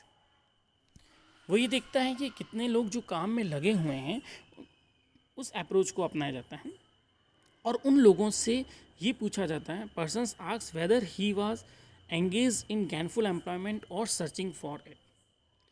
जिस समय सर्वे किया जाता है उस समय ये हम 3 प्रकार से उसे पूछ सकते हैं कि वो क्या, या तो वो एंगेज था या फिर वो जॉब के लिए सर्च कर रहा था। तो इसमें हम अनएम्प्लॉयड किसे कहेंगे वो बहुत इंपॉर्टेंट है। उसकी 3 प्रकार की डेफिनेशंस हैं, 3 तरीके हैं। एक तो यूजुअल स्टेटस के ऊपर अनएम्प्लॉयमेंट रेट जारी की जाती है, एक वीकली स्टेटस के ऊपर, एक डेली स्टेटस के ऊपर। यूजुअल स्टेटस के ऊपर अनएम्प्लॉयड पर्सन वो हैं those no gainful work for major time during last 365 days. 365 days के अंदर अगर सपोज पूछा जाता है कि वो कितने दिन तक रोज़गार में रहा और कितने दिन तक बेरोज़गार में रहा, अगर वो ज़्यादा समय तक बेरोज़गार में रहा है और कम समय तक रोज़गार में रहा है तो उसे बेरोज़गार माना जाता है। अगर वो ज़्यादा समय तक रोज़गार में रहा है और कम समय तक बेरोज़गार रहा है तो उसे रोज़गार में माना जाएगा, और अगर वो ज़्यादा समय तक बेरोज़गार रहा है और कम समय तक लास्ट 365 में और कम समय तक रोज़गार में रहा है तो उसे हम बेरोज़गार मानेंगे। ये यूजुअल स्टेटस है। सेकंड वीकली स्टेटस है, no gainful work even for an hour on any day of week. पिछले 7 दिन के बारे में पूछा जाता है सर्वे के दिन से, कि पिछले 7 दिन में, क्योंकि ये माना जाता है कि 365 डेज़ के बारे में मोटा मोटी जानकारी लोगों को हो सकती है, लेकिन अगर पिछले 7 दिन के बारे में उन्हें पूछा जाए वीकली स्टेटस के अंदर तो वो आसानी से बता सकते हैं। उन्हें ये पूछा जाता है कि वो क्या कम से कम 1 घंटे भी उन्होंने काम किया, ओवर ऑन एनी डे, किसी भी एक दिन उन्होंने 1 घंटे भी काम किया, वो अगर वो यस कहते हैं तो वो अनएम्प्लॉयड नहीं है, अदरवाइज वो अनएम्प्लॉयड है। डेली स्टेटस के अंदर no gainful work even for an hour in a day, एक दिन के अंदर क्या उनको 1 घंटे का काम भी अगर मिला है तो वो अनएम्प्लॉयड नहीं है, और अगर 1 घंटे का काम भी नहीं मिला है तो वो अनएम्प्लॉयड। इस प्रकार से हम देख सकते हैं कि हमारे जो डेफिनेशन है उसके अंदर मिनिमम या तो 1 घंटे को तवज्जो दी जा रही है। यहाँ पर एक दिन के अंदर 1 घंटे का रोज़गार मिला, अगर व्यक्ति कहे कि एक दिन के अंदर मुझे 1 घंटे का या 2 घंटे का रोज़गार मिलता है तो वो रोज़गार में माना जाएगा। इसी प्रकार से एक पूरे लास्ट वीक के अंदर उसे 1 घंटे का या 1 घंटे से ज़्यादा का रोज़गार मिला तो वो रोज़गार में माना जाएगा। तो ये जो हमारी कैलकुलेशन उसी कारण से अनएम्प्लॉयमेंट रेट इंडिया के अंदर बहुत ही कम है। अभी रिसेंटली अनएम्प्लॉयमेंट रेट में बहुत थोड़ी बहुत तेज़ी देखी गई है, उसे हम आगे जो एम्प्लॉयमेंट से संबंधित न्यूज़ हैं उसके अंदर हम देखेंगे।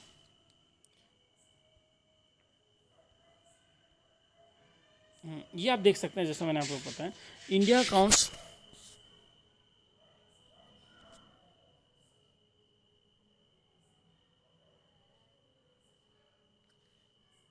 India counts unemployment stood at 6.1 in 2017-18।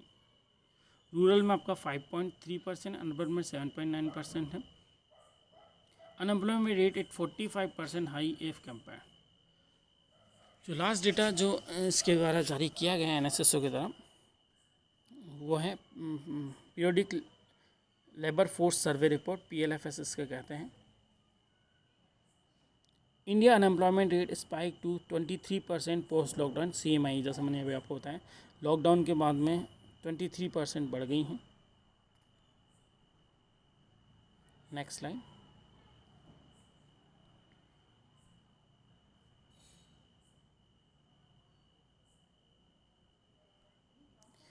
More than half the working age population out of labour force. ये बहुत ही इंपॉर्टेंट है, जिसमें मैं अभी आपको कहा था कि वर्किंग फोर्स में अगर हम देखें कि पॉपुलेशन में किस प्रकार से चेंजेस हुए हैं वर्क फोर्स के अंदर, तो इस डायग्राम को जो आप देख रहे हैं उसे आप समझने की कोशिश। लेबर फोर्स पार्टिसिपेशन रेट 2004, 5, 11, 12 और 17, 18 की यहाँ पर दे रखी।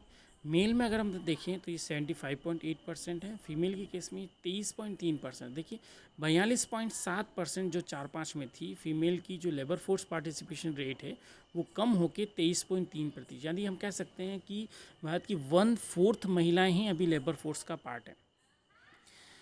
ओवरऑल अगर लेबर फोर्स पार्टिसिपेशन रेट देखें तो ये 50% से भी कम हो गई, 49.8% है।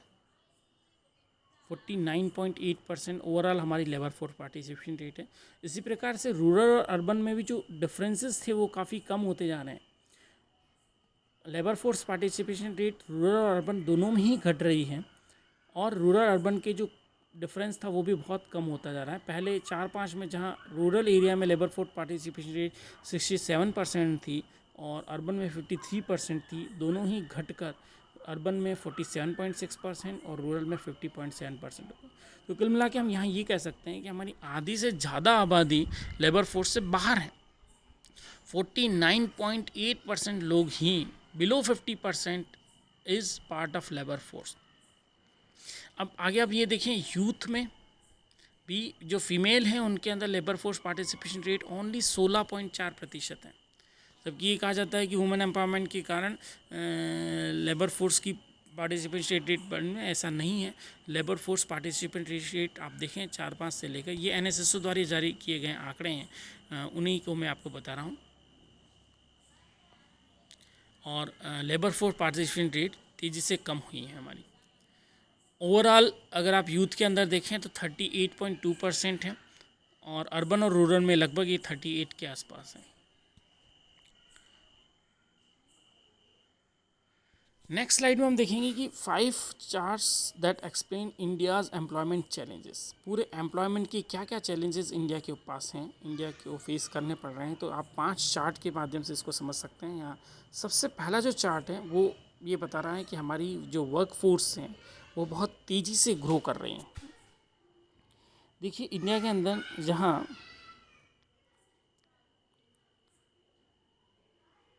एज ग्रुप के हिसाब से आप देख सकते हैं कि जो हमारी वर्क फोर्स है 60.58% है वर्किंग, ये 64 ईयर्स तक के हमारी, और 0 to 19 हमारी जो है वर्क फोर्स वो ये है, और ओवर 30.27% है 2035 में। तो हमारा जो यूथ वर्क फोर्स है वो बहुत तेज़ी से बढ़ रहा है, और चाइना की तुलना में भी ज़्यादा 60.5 है। तो हमें इन लोगों के लिए स्किल डेवलपमेंट के ऊपर इसीलिए गवर्नमेंट बहुत ज़्यादा वर्क कर रही है, जिससे कि इसे हम लेबर फोर्स में लगा सकें। अगला आप देखें कि फॉर्मल सेक्टर में जो जॉब्स हैं वो केवल हमारे यहाँ पर अगर 11-12 में देखा जाए तो 7.5% लोग ही फॉर्मल सेक्टर, मतलब लेस देन 10% लोग फॉर्मल सेक्टर के अंदर वर्क कर रहे हैं। Formal sector jobs fail to keep pace with rising education attainment. Regional caste and single biggest department of access to quality jobs. अगर रीजन वाइज और caste wise भी देखा जाए तो, और पब्लिक प्राइवेट रीजन और ओवरऑल वर्कफोर्स किस region के अंदर काम कर रही हैं, तो उसके अंदर भी देखा जाएगा कि ओबीसीज और जो हिंदूज़ हैं वो पब्लिक प्राइवेट सेक्टर में ज़्यादा हैं बनिस्बत की एसटी और एससी का जो प्रतिशत है वो बहुत ही एसटी एससी और मुस्लिम से अदर का प्रतिशत है वो बहुत ही कम है। रीजनल डिस्पैरिटीज़ भी हैं जॉब मार्केट के अंदर एक्सेस टू क्वालिटी जॉब्स को लेकर। साथ ही unemployment level rise with the level of education in India. ये बहुत ही अलार्मिंग सिचुएशन है कि एजुकेशन बढ़ने के साथ साथ अनएम्प्लॉयमेंट रेट उसके साथ को रिलेट हो रहा है। जितने ज़्यादा एजुकेटेड लोग हैं, जितने ज़्यादा ट्रेंड पर्सनस हैं, वो उतने ही ज़्यादा अनएम्प्लॉयड हैं। इसी भी आप समझ सकते हैं, देखिए कि प्राइमरी एजुकेशन में अनएम्प्लॉयमेंट रेट क्या है, फिर सेकेंडरी एजुकेशन तक अनएम्प्लॉयमेंट क्या है, और उसके बाद ग्रेजुएट पोस्ट ग्रेजुएट या डिप्लोमाधारी जो हैं उनमें अनएम्प्लॉयमेंट रेट बहुत ज़्यादा 18% के आसपास है। तो इस प्रकार से जो अनएम्प्लॉयड लोग हैं उसकी संख्या अगर एजुकेशन के साथ देखा जाए तो अनएम्प्लॉयमेंट रेट बढ़ रही हैं।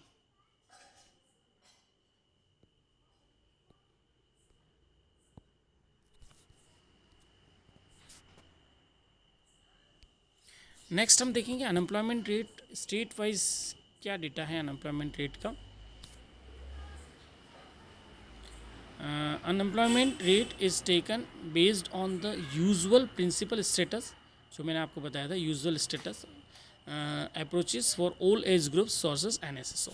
ये यूजुअल स्टेटस के ऊपर बेस्ड है।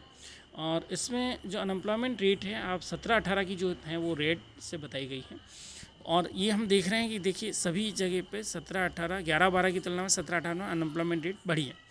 और अनएम्प्लॉयमेंट रेट जो केरला है, जहाँ से कि अभी मैंने आपको बताया था कि एजुकेशन ज़्यादा है तो फिर अनएम्प्लॉयमेंट रेट भी ज़्यादा है। और केरला के अंदर चूँकि हम देखते हैं कि 100% एजुकेटेड एजुकेशन है तो वहाँ पे अनएम्प्लॉयमेंट रेट भी आप देखें कि 11.4% है। जबकि राजस्थान में अनएम्प्लॉयमेंट रेट हालांकि बढ़ी है लेकिन फिर भी 5% के आसपास है। और जो मध्य प्रदेश और यहाँ पे थोड़ी सी और भी कम है। तो इस प्रकार से अनएम्प्लॉयमेंट और ऑल ओवर इंडिया के अंदर देखा जाए तो ये 6.1% है और ये पहले 2.3% थी। तो अभी जो 17-18 में है वो अनएम्प्लॉयमेंट रेट बढ़ी है। नेक्स्ट यहाँ पे आप more degree but not enough jobs, ये मैं आपको पहले ही बता चुका हूँ। डिस्ट्रीब्यूशन प्रोफेशन बाय रीज़न ये है। अनएम्प्लॉयमेंट रेट बाय रीज़न भी आप यहाँ पर देख सकते हैं ये किस प्रकार से। तो अनएम्प्लॉयमेंट रेट मुस्लिम्स में कितनी है, हिंदूज़ में कितनी है, क्रिश्चियंस में कितनी। तो जो हिंदूज़ हैं और सिख हैं उसमें अनएम्प्लॉयमेंट रेट कम है, लेकिन जो क्रिश्चियंस हैं उनमें अनएम्प्लॉयमेंट रेट ज़्यादा है अर्बन एरियाज़ में। और रूरल एरियाज़ में अगर देखा जाए तो रूरल एरियाज़ में भी क्रिश्चियंस के अंदर अनएम्प्लॉयमेंट रेट ज़्यादा है।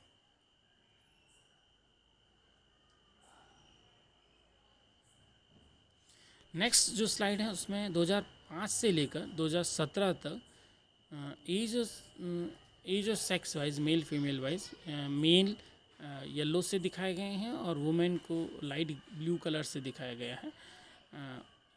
नेशनल अनएम्प्लॉयमेंट रेट को दिखाया गया है। देखिए नेशनल अनएम्प्लॉयमेंट रेट 2009 में बहुत ज़्यादा थी, फिर 2017 में अभी ये 6% के आसपास है।